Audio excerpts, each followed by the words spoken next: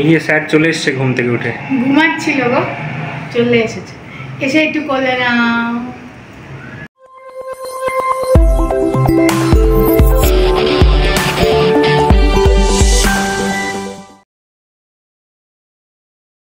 Good evening সকলকে, welcome back to Ghani আড্ডায়। আশা করি তোমরা সকলেই ভালো আছো।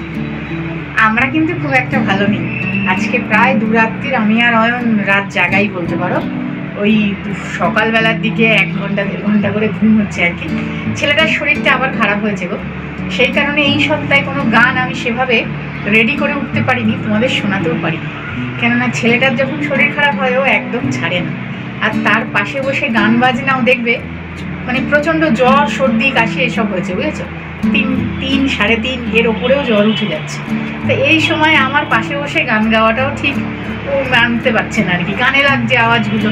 আমি বললাম ঠিক আছে বাবা, 2 দিন গানটা একটু বন্ধ থাক। আজকে একেবারে বিকেলবেলা স্পন্দন এখন অ্যান্টিবায়োটিক খেয়ে ঘুমোচ্ছে। দুপুরবেলা অ্যান্টিবায়োটিক খেয়েছে, ঘুমাচ্ছে, এখনও ওঠেনি। তা ভিডিও দেখো, যখন এই প্রফেশনে যুক্ত হয়েছি ভিডিও তো দিতেই হবে। তাও মাঝখানে একদিন আমাদের বস পড়ে গেছে। আজকে ভাবলাম বিকালবেলা একটা চা বানাই, মশলা চা, এবং সেটাই একটু তোমাদেরকে দেখাই। কেননা বেশি কিছু রান্নাঘরেও সময় দিতে পারছি না, গানে তো দিতেই পারছি। তাহলে চলো যাওয়া যাক, দেখে নিই কীভাবে একটু মশলা চা বানানো যায়। মশলা চা বানানোর জন্য এখানে কিছু মশলা আছে। এখানে আছে মৌরি, লবঙ্গ, গোলমরিচ, ছোট এলাচ, আর্ধেকটা জায়ফল ভাঙা, শুকনো আদার টুকরো, একটা বড় এলাচ, একটু দারচিনি আর একটা তেজপাতা। এই সমস্ত কিছু দিয়ে একটা গুঁড়ো আগে তৈরি করব। একটা তড়কা প্যানের মধ্যে এটাকে আগে একটু গরম করে তারপরে গুঁড়োটা তৈরি করব। মশলার পরিমাণ অনুযায়ী প্রত্যেকে এই মাপগুলো ব্যবহার করবে। আমি অল্প বানাচ্ছি তাই অল্প নিয়েছি। যাদের পরিবারের সদস্য সংখ্যা বেশি তাদের তো বেশি করে বানাতে হবে। তবে সবটা মশলা কিন্তু একদিনে লাগবে না, এটা স্টোর করেও রাখা যাবে।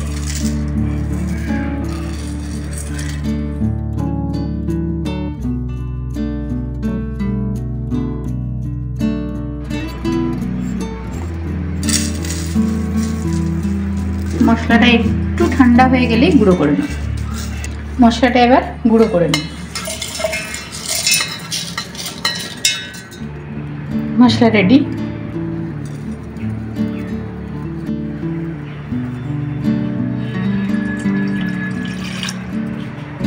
2 কাপ চা বানাবো। 1.5 কাপ পরিমাণে, 1.5 কাপের একটু কম জল দিয়ে দিলাম, বাকিটা দুধ দিয়ে ব্যালেন্স করব। জলটা ফুটে গেছে।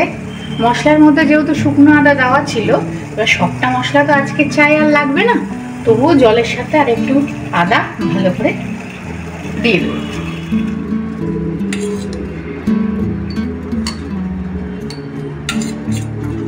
চায়ের মশলা যদি এভাবে কাচের পাত্রে রেখে দেওয়া যায় 3 থেকে 4 মাস কিন্তু ভালো থাকেই। সুতরাং একসাথে বেশি করে একটু স্টোর করে রেখে দেওয়াই ভালো। সবসময় তো আর এরকম চা খাওয়া হয় না। আজকে কিন্তু আমাকে এদিকে বেশি দেখানো যাবে না, জানো তো, মানে সূর্য মামার অশেষ একেবারে কৃপা। প্রচন্ড রোদ্দুর আসে 3টে 3:30 থেকে এই দিকটা, তো ওই জন্য ঘুরে গিয়েই বলছি। আজকের মতো রেখে বাকিটা স্টোর করে রেখে দিলাম। জল ভালো করে ফুটে গেছে, দিয়ে দেব পরিমাণ মতো চিনি। 2 কাপ চা করছি, 2 চামচ মতো চিনি আমি দিয়েছি, ছোট চা চামচের। চিনি গলে যাওয়ার পর ছোট চামচের একদম 2 চামচ মতো মশলাটা দিয়ে দিলাম। দুধ চা করার ক্ষেত্রে কিন্তু সব সময় এই গুঁড়ো চাটা বেশি ভালো। পাতা চায়ে কিন্তু দুধ চার স্বাদ এবং রং কোনোটাই ভালো আসে না, তাই দুধ চা করার ক্ষেত্রে আমরা এই চা পাতাটাই ব্যবহার করি, টাটার গুঁড়ো চা পাতা। আমি 3 চা চামচ মতো চা পাতা দিয়েছি। এই যে স্যার চলে এসেছে ঘুম থেকে উঠে, ঘুমাচ্ছিল গো, চলে এসেছে।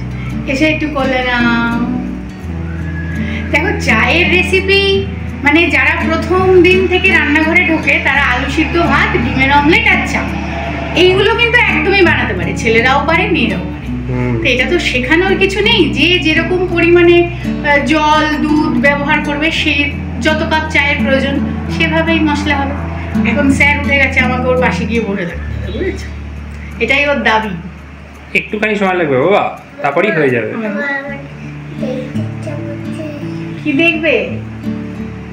গল্প।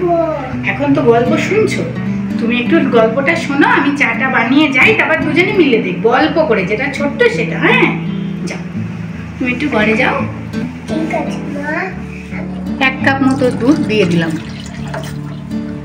আমাদের বাড়ির মধ্যে আমার বাবা কিন্তু খুব ভালো চা বানাতে পারে, মানে আর ওই যে সেই কালো কালো পাউরুটিগুলো হয় না, ওর পিছনের দিকটা কালো আর সামনে এটা সাদা, তো আমি এই পাউরুটি এখানে দেখিনি।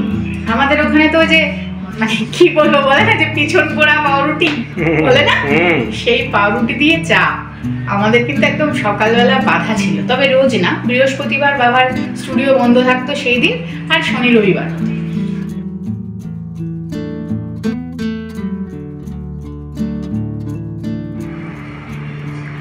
চলো হয়ে গেছে চা।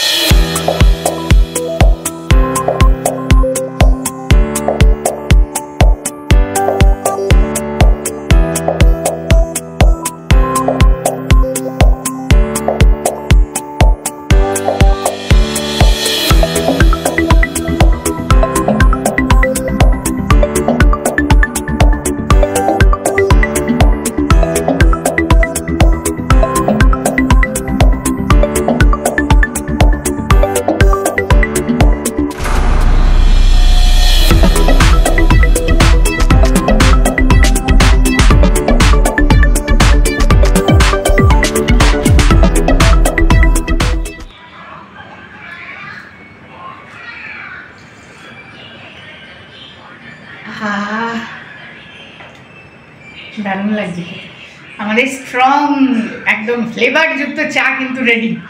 কি বলো? অবশ্য তুমি এখনো চেখে রাখোনি। সেটাই না, আমার বলছে কি বলো, কি আশ্চর্য, আমি খেলাম না বলে বলো। না না, বেশ বেশ ভালো খেতে, আমি তো খেয়ে দেখলাম। না, রংটা দেখে তো ভালো লাগছে। তোমরা কিন্তু একবার বাড়িতে বানিয়ে, মানে এমন না যে আমরা ভালো বলছি মানেই ভালো, নিজেরা বানিয়ে একবার খেয়ে তারপর বলো ভালো। আর চায়ের ব্যাপারে আমি একজনের কথা মিস করে গেলাম, আমার ছোট মামা কিন্তু দারুণ চা বানায়, জানো তো, আবার বাটার ফাটার সব দিয়ে চা বানায়। তাহলে দেখো আমাদের বাঙালিদের কিন্তু চা ছাড়া চলে না, তাই না? অনেকে একটু বেশি পরিমাণে চা খায়, অনেকে কম পরিমাণে চা খায়, তো শুধু বাঙালি বলে না, কিন্তু প্রত্যেকেরই চাটা কিন্তু ভীষণ প্রিয়। মানে আড্ডা জমাতে হলে একদম চা লাগে কিন্তু একদম।